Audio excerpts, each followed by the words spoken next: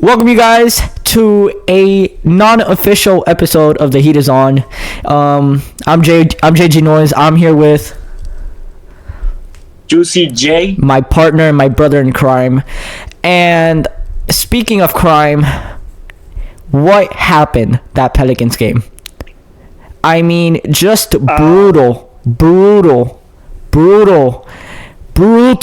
It felt like I was watching a UFC match, and this reminded me of TJ Warren before he became an NBA player.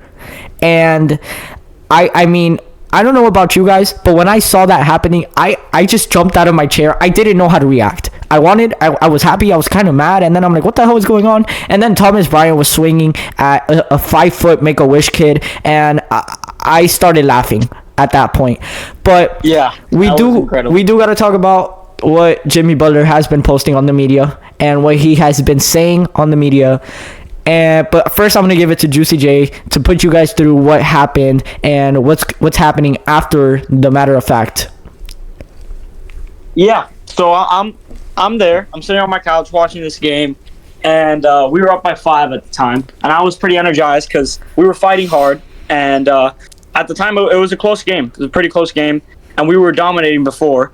And then Kevin Love fouls Zion hard, fouls him hard to the ground. Zion gets up. It kind of looks like they were going to fight, but then nothing happens. So then they do a close-up camera angle of Zion, and you could just see in the background, they just start lunging at each other. So I'm like, damn, they're fighting. Mm-hmm. And in my mind, like, I don't know about you, but when I'm watching one of those fights, you're like...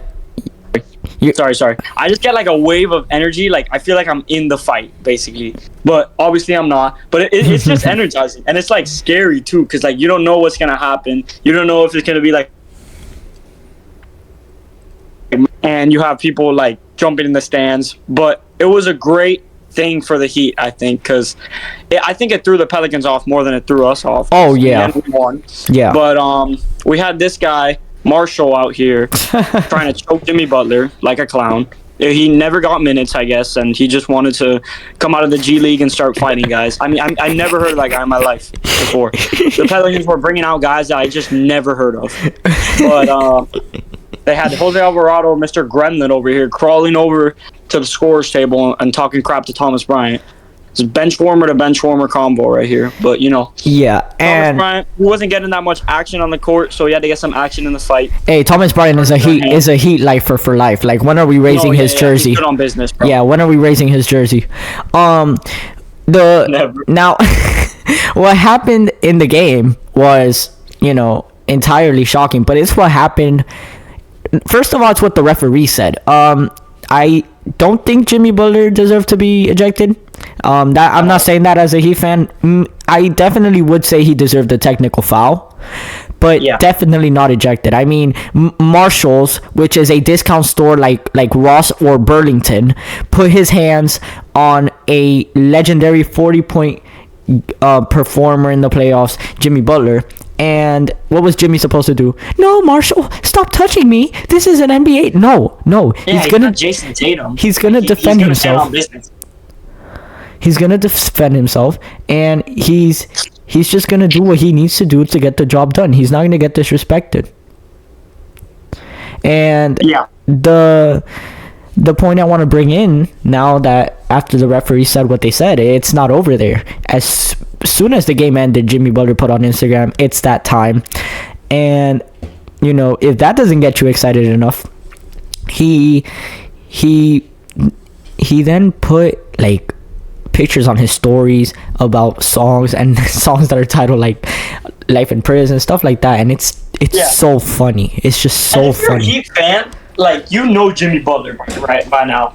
Like, he's not the type of guy to care about all this stuff. Mm-hmm. He's gonna be a troll. He's gonna laugh. He's gonna make you laugh in the process, and he's gonna make you smile when he drops 40 points on the Portland Trailblazers. Because when I tell you Jimmy Butler is gonna come back and just destroy this little poverty franchise, he's going to destroy them. There's no way Jimmy is posting all this stuff on Insta and saying that it's that time and not going to go ballistic in this game. He's gonna have the whole league talking about him after this game. I can put my all money on that statement.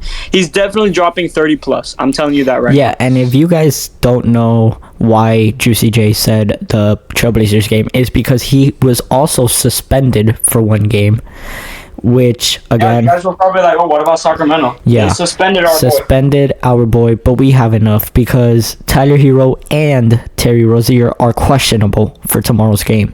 Ooh. So we could see a potential, destroy. And the Kings are good, but they're not that good. They're not like February. They're not like end of February, beginning of March Heat. They're not that good. They won't light the beam. They're not gonna light the beam. Instead, they're gonna turn up the heat. You heard it here first. They're gonna light the fire. They're gonna And there's their arena destroying them. oh yeah, 100%. And I mean, we're all excited to see what comes out of Jimmy Butler. Pause. But what comes What the hell? but what comes out of Jimmy What the Butler hell? Jimmy Butler's performance against the Trailblazers. And I mean, yeah, there's not much there's not much Comes out of Jimmy Butler. there's not much to this episode. We just wanted you guys we wanted to inform you guys of the potential playoff Jimmy in sight. I cannot wait for tomorrow's game against the Kings. Make sure you guys have your noties up because we will be posting tomorrow night. And I mean, yeah. Oh, for real.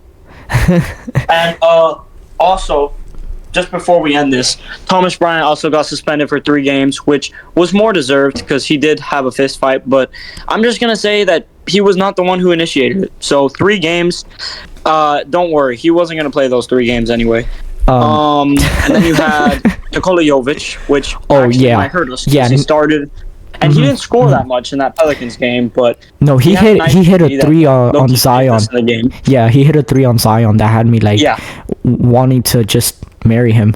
But I was gonna say that and I forgot.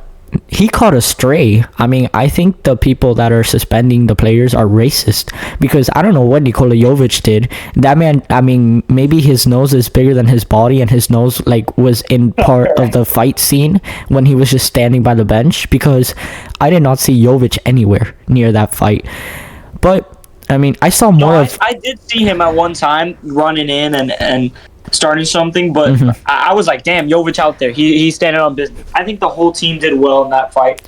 And that's all you can really ask for in those fights. I don't want to see Jason Tatum style just backing off and not wanting to hurt your hair or something. Yeah. I mean... And then he says he's the best player on the team. That Jason Tatum literally has not in a single fight. Yeah, the heat is on. Thanks. The heat is on, viewers. If you wonder why Juicy J brings Jason Tatum into a lot of or majority of the conversations, is because if he gets the chance to talk bad about that little wannabe Larry Bird, he will use that little chance. Tater tot boy. That little tater tot, that little 19-year-old, he will get the chance to do it. But I mean, yeah, this a little short episode, just a little talk between Juicy J, JG Noise, and I'm gonna give it to Juicy J to wrap up the prison talk of Jimmy Butler and what to expect for the Kings game. Juicy J, what's up, man? So this Kings game, as I said, if you watched our last video, it's going to be an important game. We're going to have to go in there and win a tough game because you never know if you're going to get the triple-double Sabonis and the 30-piece with 10 assists De'Aaron Fox, or if you're going to get the 1 for 12 De'Aaron Fox and the horrible Domantas Sabonis. But you got to expect the best. You got to blow them out by 20. You got to go crazy. It's going to be a tough game because you don't have your 2 all-star backcourt, but, maybe the scary hero combo will play. And I feel like if the scary hero combo plays, you have a way bigger chance of winning that game. But I do think we have a big chance of winning this game. We are playing amazing basketball, and that's what Jimmy Butler said. We are just playing like unreal levels of basketball right now. It's incredible what we're doing right now.